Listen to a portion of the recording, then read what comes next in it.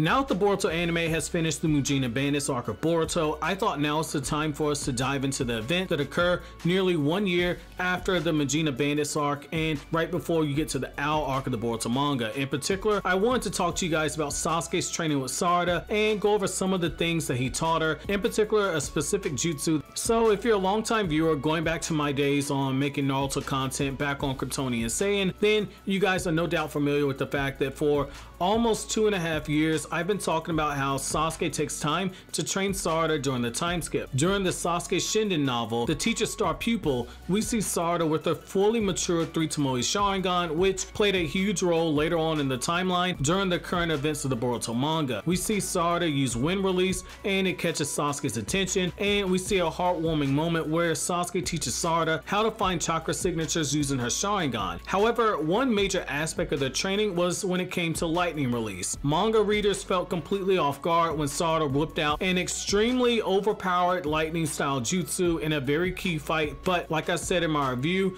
I said I wasn't shocked that Sarada learned the jutsu when she did. What I am about to share with you guys is the reason why I'm not shocked, and for anime onlys, there's no worries, I'm not going to talk about spoilers here. So in this novel, while Sasuke is stepping in to lead Team 7 since Konohamaru suffered an injury earlier on in the novel when Sasuke first showed up, Sasuke then pulls both Sarada and Mitsuki away to the side in order to learn a jutsu. When you think about it, this makes a lot of sense, given that Mitsuki and Sarada are extremely talented in Lightning Release, and when it comes to a character like Boruto, like Sasuke said, until Boruto learns the fundamental mechanics of Lightning Release, he can't teach him the overpowered jutsu that Sasuke knows, and what you guys are about to see is actually one of those overpowered jutsu. So this jutsu is called the Lorentz Gun, and when you see just how much goes into the jutsu, you're gonna appreciate just how skilled Sasuke is, as well as how much potential Mitsuki and Sarada both have, especially as they get more training as they get older. So in order to use this jutsu, there's a little bit of prep work that needs to be done. As in a little bit, I mean that if you use this in a battle,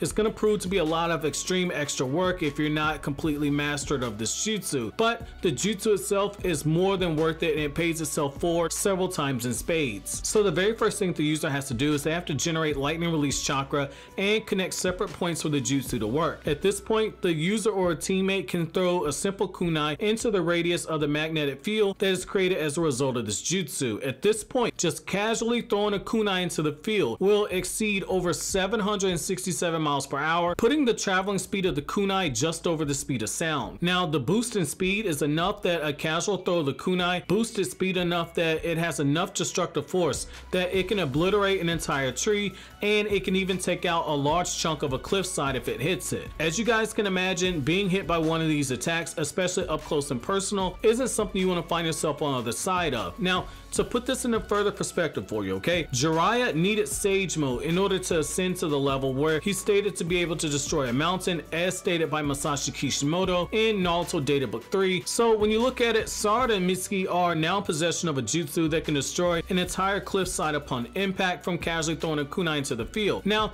you would think a jutsu like this needs to be avoided. Surely, the further away you are from the jutsu, the easier it is to avoid. Well, yes and no. There's some variables here. So the range for this jutsu is incredibly long, and it depends on the skill of the user. The range can go even further. Sasuke, for instance, has range that far surpasses anything that Sarada and Mitsuki were able to do, and the power that Sasuke's jutsu packs is far more lethal than what you saw Sarada and Mitsuki do. So another benefit with this jutsu is that it can be used with any object that has a magnetic property. So you could take a sword, you could take a kunai, metallic debris, even a ship anchor can be used. However, in the latter case, if an anchor is used, then due to the sheer speed at which the anchor is going to be moving, it's going to drag the entire ship flying through the air as well. So it really makes you feel extremely sorry for whoever gets hit by this jutsu. Now, I know somebody's probably typing right now, Sarada and Mitsuki have way too overpowered of a jutsu to be able to use this Genin, and to that I'll say pump the brakes for a second. So the truth is, this jutsu is pretty damn hard to pull off, and I go as far as to say that it has an S rank in terms of difficulty to learn, and I'll explain to you guys why. So for this next part, I want you guys to think back to Naruto's Rasengan training. You remember how Jiraiya broke down the Rasengan in stages for Naruto to learn, like stage 1, stage 2, stage 3. So I want you to remember that and think about that as you go into this next part. part. So for the next part, the Lorenz gun requires a similar approach. You have to generate a pretty substantial amount of chakra just to pull off the jutsu. Incorporate a change in chakra nature for lightning release. Have enough skill in chakra control to maintain the massive field of chakra that's required. And then you have to be relaxed enough to throw kunai into the field. You have to keep the field of chakra stable while the kunai is traveling through it. And then you have to use your chakra to guide the kunai to the target. If you mess up even one of these steps, it becomes the difference between sniping out the enemy who's on the other side of the battlefield and blowing off the head of Kiba when he's casually running across the other side of the forest. Sasuke can perform this jutsu with next to no effort. In fact, he can do it as instinctually as Hinata used to twiddle her thumbs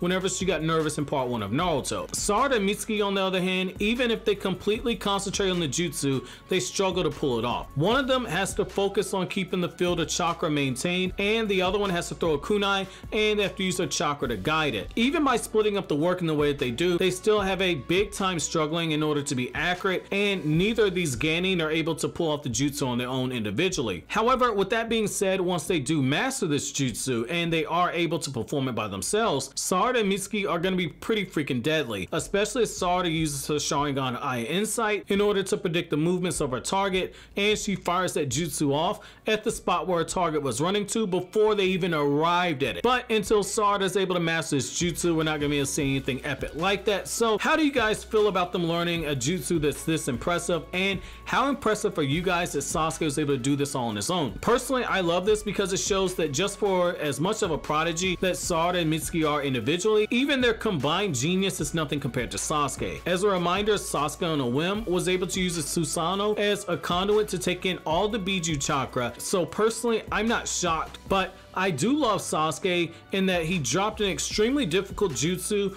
on the laps of two prodigies, and they can't even pull off the jutsu 100% of the time, even if they work in tandem. So for the people saying, hey, I wish we could see these characters train, I wish we could see them with the jutsu that they can't master right away, I want them to work harder at it, Sasuke heard your pleas, and after praying to Lady Tenten, Sasuke actually gave them a jutsu they couldn't do right away. But as always, guys, if you like anything I had to say, don't forget to comment, rate, subscribe, and share. Thank you so much for watching all into the end. Have an awesome day, guys.